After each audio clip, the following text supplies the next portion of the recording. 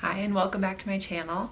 So I thought today I would just do a little sit down chat and talk about the fourth trimester that I've had with Adelyn, my daughter.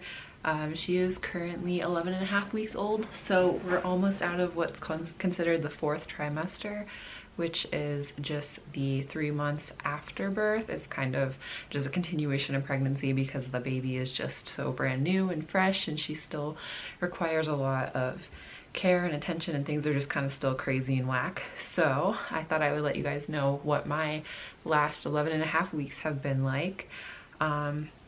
Yeah, I'm watching her right now. She's taking a nap, so I'm gonna keep looking down just to make sure she's still napping, because she doesn't nap super well still, and that's one of the biggest things that I've noticed in the last 11 and a half weeks is I was told that I should try to look into baby sleep when I was first pregnant and try to figure out how I wanted to deal with that when she was born. And so I ended up reading the book called Baby Wise, which is just like a sleep book, and it kind of tells you what schedule you should try to keep with your babies, or at least what routine. And so I read that and it was really helpful. And then I was like, you know what? I love sleep. I need a good 8 or 9 hours a night, so I am gonna definitely teach this baby to sleep. And let me tell you, that did not happen. So she is still waking up about every 3 hours at night. And at 11 and a half weeks old, I guess a lot of babies sleep through the night at this point, but definitely not Adelyn. And I think there are a couple of reasons that is, and I'll get to those too. So when she was born, she was 39 weeks, which is almost the 40 weeks that you're supposed to be, or until your due date. So she was born a week early. And the thing that surprised everyone the most is that she was so small. So she was born at 5 pounds 5 ounces, which is teeny tiny. I think she was in the second percentile, and then she even dropped weight, and then so she was in the 1 percentile. When she was born, which was kind of weird, and they did some tests but they couldn't find anything wrong. So she has been gaining weight just fine since then. She's jumping percentiles a ton, so she's been, I think the last time we went in she was in the 24th percentile or something like that, so she's definitely growing, which is great to hear. But I think that's one of the reasons she's not sleeping through the night, is she still needs a lot more nutrition than a lot of babies do, just because she was born so small. So I'm still feeding her every 3 hours. Last night we did go 4.5 hours, and every once in a while there's a little bit of a longer stretch, but usually it's maybe 3 hours. Ooh, her bathie just fell out, so she's probably gonna wake up. But yeah, that is something that I definitely thought we'd be getting more sleep by now. It's definitely better, it's more predictable. It used to be she would randomly wake up and be awake for 2 hours, and then she would fall back asleep, and now it's just we wake up, feed, and then go to bed. So it's a lot better most nights. Okay, I'm gonna go get her because she's crying. Okay, we'll see if that helped. Yeah, anyway, so I think that's part of the reason that she's not sleeping super well still. And as with naps, she really doesn't nap very well either. It's getting a lot better. When she was first born, she really didn't nap throughout the day easily unless we held her, and then even then it was we had to hold her upright and either wrap her and hold her onto our body with a sling, or just keep bouncing her or moving her. So she's getting a lot better. Now she loves going on walks and actually sitting in her car seat and napping, which she even didn't love that at first. She would still cry in a car seat, which I thought was something that all babies were supposed to love, and that they're supposed to fall asleep when they're in the car seat. She didn't love it. But yeah, now she does. And it's been a lot better for maybe the last 3 or so weeks, because she's been sleeping a lot more. I feel like I have a little more of my life back. I'm sleeping better at night, and I have more time during the day to do things, because for the first 7 or 8 weeks, wow, it was just everything revolved around her. I really didn't have any time to do anything unless Alex helped me, which is something he does a lot. He works from home, so he can just kind of wear her and wrap her up, and she sleeps really well on him, so I'll have a good 2 hours if he does that. But he can only really do that once a day, and even then it's kind of a lot. But she's gotten a lot better since maybe about week 8. But before that it was just kind of chaos, and wow, parenting is a lot harder than I thought it would be, especially for the newborn stage. It's really not rewarding because they just kind of cry and they don't look at you and they don't smile at you or any of that stuff. So it was really tough, especially right now because we're all in quarantine, so we couldn't really have help from anyone outside. And it was just Alex and me doing everything. We couldn't take a break. So that was really rough. But now we've kind of gotten into a routine. She's gotten a lot better. She started smiling. She's much more happy when she's awake. Yeah, there's just a lot of more better things that have been the last 3 weeks. Another thing that I want to talk about is when I first got home from the hospital, my milk didn't come in right away, and my goal was really to breastfeed her. But since she was born so small and she had pretty bad jaundice, that we even actually had to stay in the hospital an extra day because of her jaundice. But we did supplement with donor milk, which helped a lot. But then out of the hospital, it's pretty hard for us to find donor milk. I don't know if that's how it is everywhere, but it was like a huge process to apply for it, and my milk still hadn't come in. So we ended up supplementing formula with her, and I was doing a really rigorous schedule of breastfeed, pump, and bottle feeding her. And it was really hard because breastfeeding took about 20 or 30 minutes, then pumping took about 20 minutes, and then Alex or I had to feed her a bottle, which took another 15 minutes. So it was really rough, and we had to do that every time she was hungry, which was every 2 or 3 hours.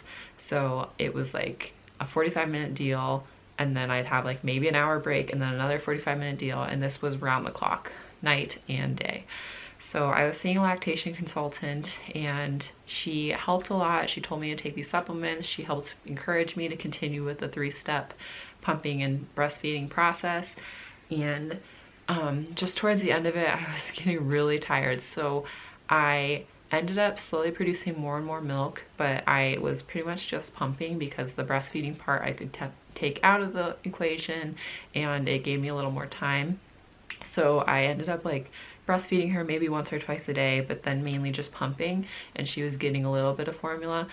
But at 7.5 weeks, I decided, you know what, I'm really close to making enough milk for her now. Screw it, I'm just gonna try breastfeeding. So she and I struggled for a few days, but since 7.5 weeks, we have been exclusively breastfeeding, which I am very, very happy about. It is so much easier. Anyone who has pumped before knows that it is just so much work just to clean all the pump parts and to hook everything up, and then you have to either wear this like hands-free bra or hold them on, and really you're stuck sitting in the same place because you have these tubes hooked to a machine and you're sitting there for 20 minutes to pump. Oh, it's just not fun. So I am very grateful that I don't need to do that anymore. I thought I might try to still pump here and there just to make sure my supply is up, but honestly, since 7.5 weeks, I have not pumped, and I will not look back. I hate pumping so much now, and I am very grateful that I can get away with just breastfeeding. We don't have to wash bottles, and I can go somewhere with her without worrying about how I'm going to feed her or how I'm going to pump. So if you can breastfeed, I highly recommend it, especially if you're home with your baby. I think it's so much easier, and it is kind of a fun bonding experience, and honestly it's a nice part of the day because she's calm, she's like just lovey and cuddly, because my baby is not a very cuddly baby. She doesn't fall asleep in my arms very often. She only wants to play and look at me and do things. So I'm very grateful to have that time where I can just kind of hold her and cuddle her, and it's very nice. Yeah, some other things to recap about this last 11.5 weeks is I've definitely had a lot more questions than I thought I would. I thought, you know, I'm a med student, I know a lot about babies, I know a lot about development, I had my pediatric rotation already, so I saw a lot of babies, but there are so many things that you don't learn at med school, and you don't learn just like seeing babies or meeting with friends' babies or your family's babies or whatever. One thing that I felt really funny about is she had her 8-week shots, and I wasn't aware that you could give babies baby Tylenol to help with pain. I just kind of thought, oh, babies are fine. They get their shots, they cry a little, you breastfeed them, they soothe, they're fine. No, she was crying bloody murder that night. I felt so bad, and we didn't have any baby Tylenol because I thought, you know, I want to be more natural. I don't want to use baby Tylenol. So it was kind of a rough few wake ups, and I thought she'd be really bad that night, but she ended up sleeping super well that night, which is kind of crazy and backward. But I guess since she was crying so much during the afternoon, that she tired herself out and slept really well at night. So I ended up running to Walgreens at like 8 o'clock at night to get her Tylenol, thinking, oh my gosh, this night's gonna suck. And we ended up not needing it, which is awesome. So that's one thing. And then another thing that I didn't know, but I thought about, but I really didn't know, is babies do sleep a ton. But like I said with Addie, she doesn't sleep a ton very well. So I feel like it is just nonstop eat, play, sleep, eat, play, sleep. That's the routine we keep. And it's not just, oh, I feed her, we play, and she sleeps for 2 hours. No, it's eat and then play and do all these things, try to fit in as much tummy time as possible, which is really hard, and then try to get her to sleep for the 2 hours or whatever I can get out of her. She definitely doesn't sleep straight yet. She hasn't been able to connect her sleep cycles and get a long nap, especially in the day.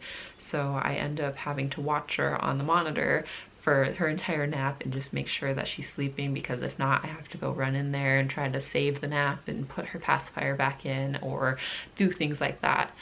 So that part's been a lot harder than I thought. I thought I'd have, you know, a good 1.5 or 2 hour nap she'd take every 3 hours, that I'd be able to get things done, but I've been really stuck with just hanging out with her, especially on days that she's fussy. But other than that, it's been pretty good overall. Alex has been helping a lot, which helps me get the sleep that I need, which is awesome. And I've been really trying to work out, and even if I'm tired, I try to work out almost every day. So that's been also really good for my mental health, and getting outside and, you know, just doing things that I can, especially since we're in quarantine, and especially since Alex and I are relying on each other so heavily. We really try to take care of our mental health during all this, and overall it's been going super well. I'm excited for her to sleep longer and longer at night still, definitely. And she's really close to laughing, so I look forward to that because I love her smile so much, and I think that her laugh is just gonna make all the world of a difference too. So yeah, that's kind of the recap of my 4th trimester, and let me know if you have any questions or if you want me to dive deeper into any of the topics like breastfeeding or anything. I feel like I have a good grasp of what worked and what didn't work for me now. So I hope you all have a great day, and I'll see you next time. Bye.